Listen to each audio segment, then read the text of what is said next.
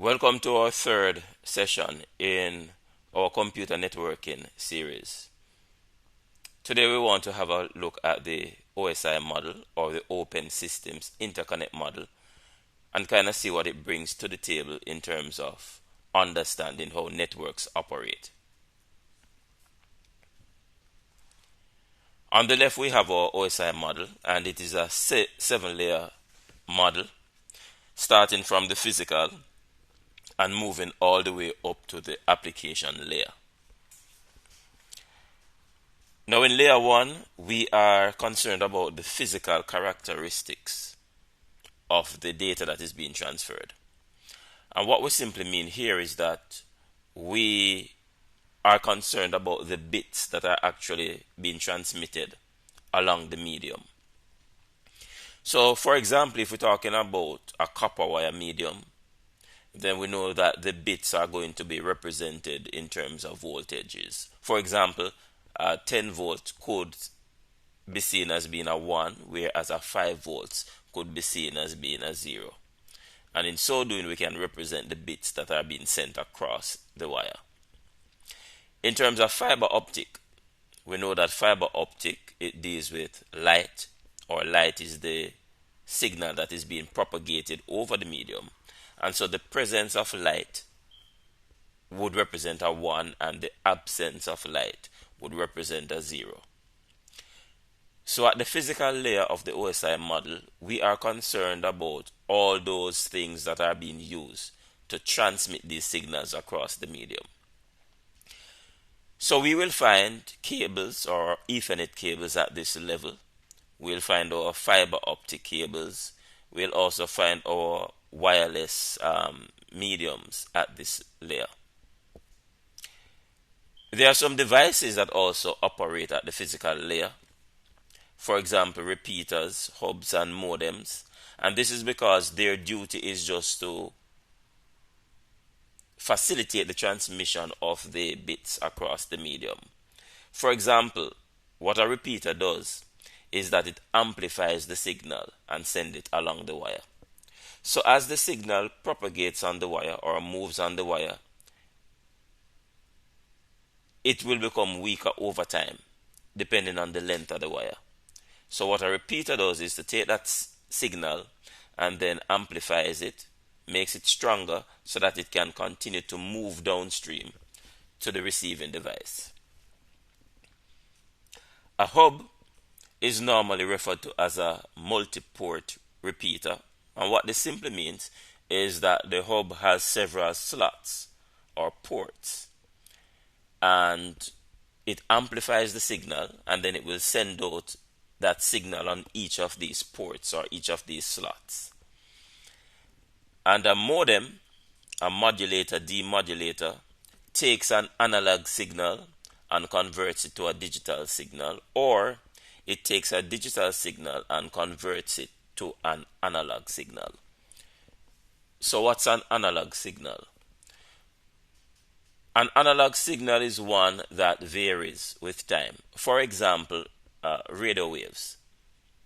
So what we find with radio waves is that it is continuous. However, the devices that we are talking about on the network, the computing devices, they operate using discrete values, a 1 and a 0, binary. So what the modem does is it would take a radio frequency signal, for example, and then convert it to 1s and 0s, so that these 1s and 0s can then be sent along the medium. So that's it for the physical layer. Just to add one more thing, I'm also going to include the NICs, the network interface card, at layer 1. There's one school of thought that says we should include it at layer 2 because the NIC, the network interface card, whether it is an Ethernet NIC that supports an RJ45 cable or it's a wireless NIC, they all come with this thing called a MAC address or a physical address. So because of this, there are some persons who will put it inside layer 2. However, for our intents and purposes in this course, we are going to classify the NIC as being present at the physical layer, because what it does is to convert the signals to these bits so that these bits can then be sent over the medium. So now moving to layer 2, where we're talking about the data link layer. At this level, we are talking about devices that have some sort of intelligence so that they can make use of the MAC address. And the two that we have here are the bridge and the switch. The bridge is going to allow us to connect two networks together. We will talk a little bit more about networks and what we mean explicitly when we use that terminology. We also have a switch at this layer, and it's a switch that we want to focus on a bit more, because what the switch does is allows us to have some sort of communication within a network. So what we find in today's organization is that the switch is going to be that central point that allows the devices within a network to communicate with each other. So we are going to connect our devices to the switch, and by doing that, machine A can speak to machine B, for example. And of course, we are going to be looking at some examples in a short while.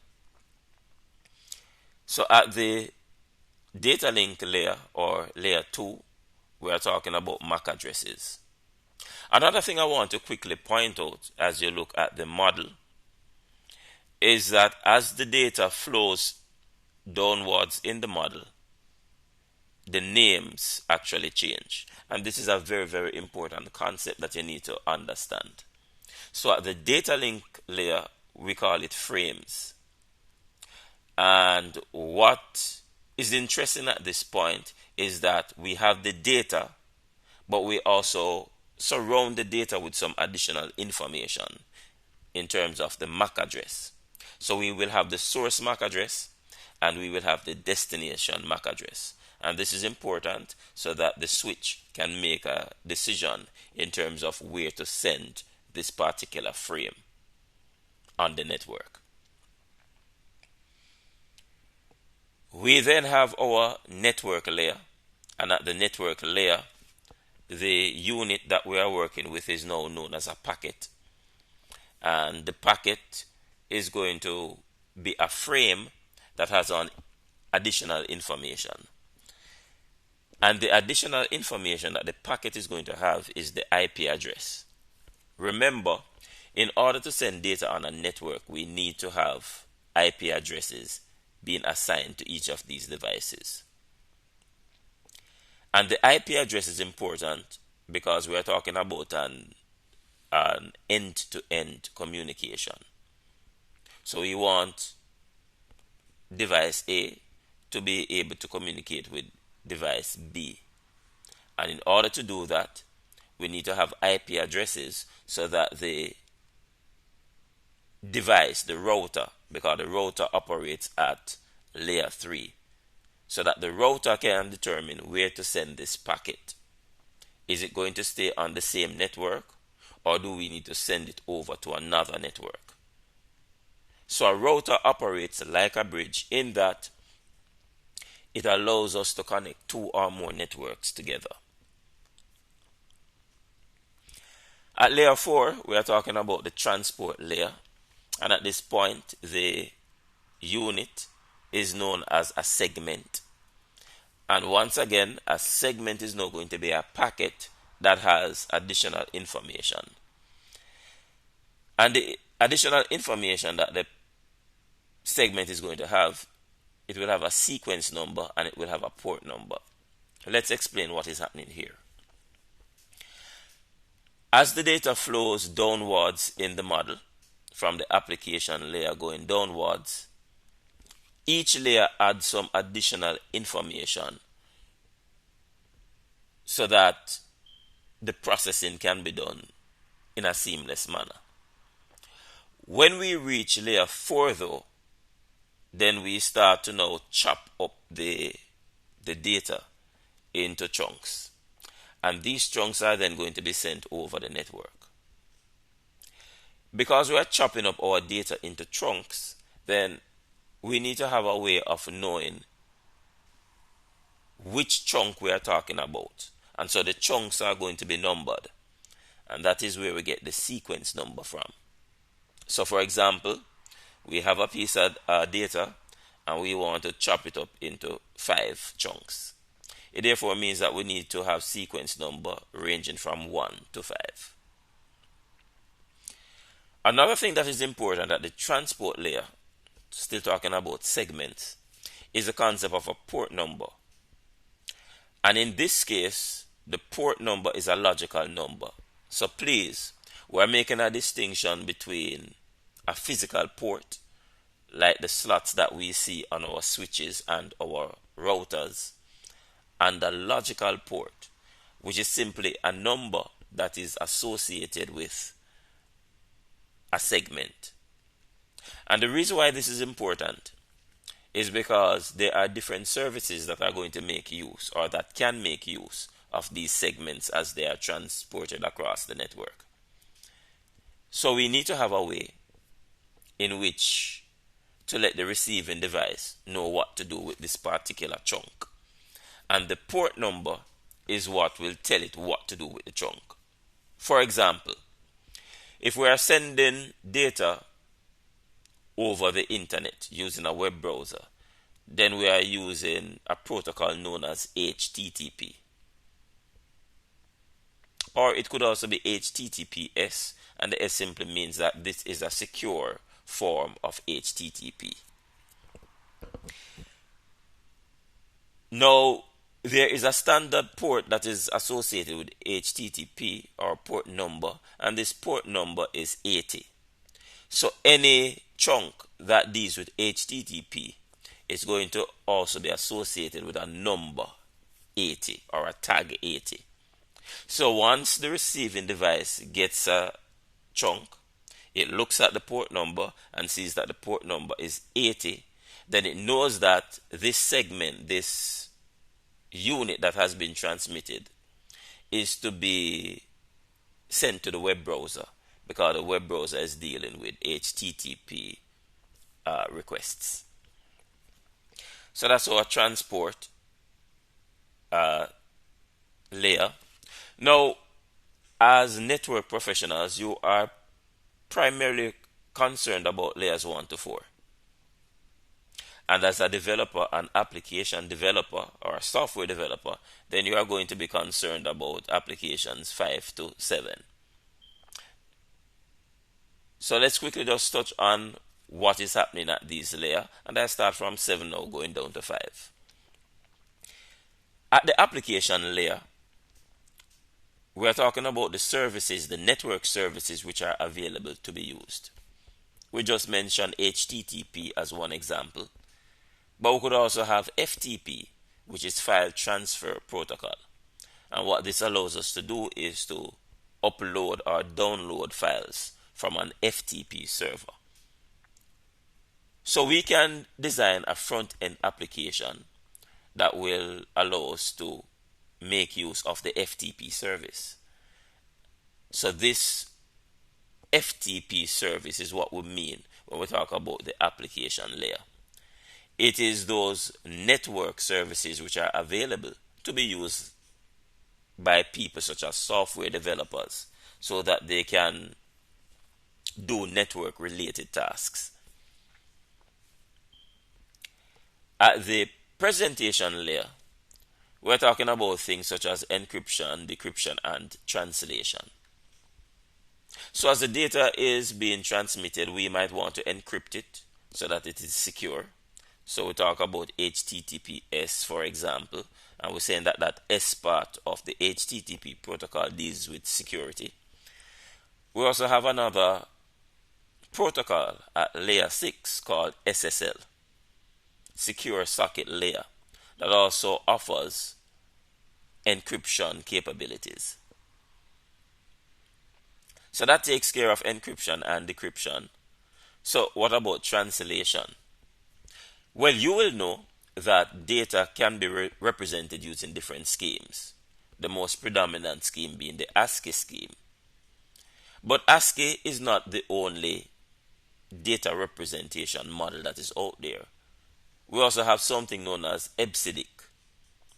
So if we have two devices which are going to speak to each other and they are using different data representation models, then there has to be a way to translate or convert from one to the next. And that is also a function of the presentation layer. Now, in terms of the session layer, this is how we get the two devices to speak to each other from an application standpoint. And we are going to be talking about the client-server architecture in a little bit. So that should become clearer at that point. Just to note though, that at the session layer, we are primarily concerned about two things: authentication and authorization. Authentication allows us to determine who you are, and authorization allows us to determine what level of access ought to be granted to you. So authentication, who are you? Authorization, what are you authorized to do, or what should you be able to do in this particular application. So there we have it in our overview, our OSI model, application, presentation, and session. And notice that at those stages we're just looking at data and we're formatting the data so that it makes sense when it is transferred. And then from layers 4 to 1, 4, 3 to 1, we're now talking about chopping up that data into these chunks and adding information at each layer, starting at 4 going down, so that the chunk can be transported effectively across the network. It's key to remember what the names are as we move from 4 to 1. So at the transport layer, we're talking about a segment, and the kind of information that is embedded in the segment is going to be like the port number that tells us which service this segment is destined for, and also a sequence number so that we can combine the segments back together in the same order in which it should be sent. Once the segment reaches layer 3, then it becomes a packet, and it becomes a packet because we are adding on additional information to the segment. And the additional information that we are adding on is the IP addresses. The IP address of the source device and also the IP address of the destination device. And remember that routers are the devices that operate at this layer. And the purpose of the router is to determine where to send the packet on the network. And remember, routers connect 2 or more networks together. Once the packet reaches layer 2, it becomes a frame. And it becomes a frame because we are now adding on additional information to the packet. And the information that we're adding to the packet is the MAC address. Specifically, the source MAC address and the destination MAC address. And the device that operates at the data link layer is going to be our switch. And the purpose of the switch is to transfer the frame from one device on the network to another device on the network. And the switch is going to be able to do this by looking at the MAC address. And then finally, when the frame reaches the physical layer, then it's converted to bits so that it can be transmitted over the network. So there we have it, the OSI model. And please bear in mind that the OSI model is a theoretical framework. So it was never implemented, but at the same time, it is what network engineers use when they are talking about what is happening within the network. So for example, when they're troubleshooting, they might say that this looks like a layer 3 error or it looks like a layer 1 error. So if it's a layer 3 error, then we know that we're talking about the IP addressing and something is wrong with that. And if it's a physical layer, then we're talking about the fact that there might be something that is wrong with the medium, or there's something that is wrong with the NIC, which makes the NIC unable to convert the data and send it over the medium. So the OSI model is very important in understanding what happens in a network. In terms of implementation, however, we now have the TCP IP model. And notice that it maps back to the OSI model. So this is what is being used in terms of the implementation. So whenever you go on a Windows machine, for example, then what you are configuring for the network is really the TCP IP protocol that has to be enabled. But let's just look at the similarities between the two models. What the TCP IP model calls application is whatever deals with data. And notice that data is processed in 3 formats here. It's formatted in terms of application layer and the presentation layer and the session layer. We have already spoken about what obtains there by looking at this. So that's the application layer.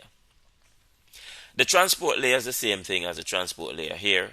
So at this point, we're now talking about segments.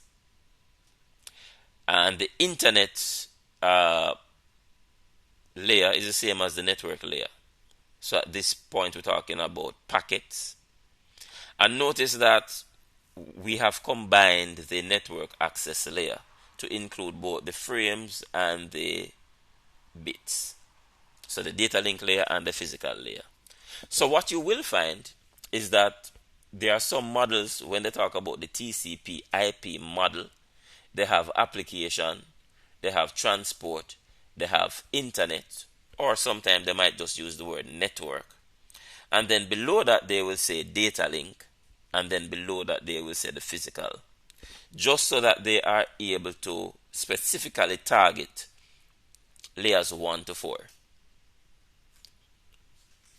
Alright, so this is the overview for the OSI model, and we are going to be looking at an example. And as we look at a real world example, we want to highlight some of the things that are happening here from the standpoint of the OSI model.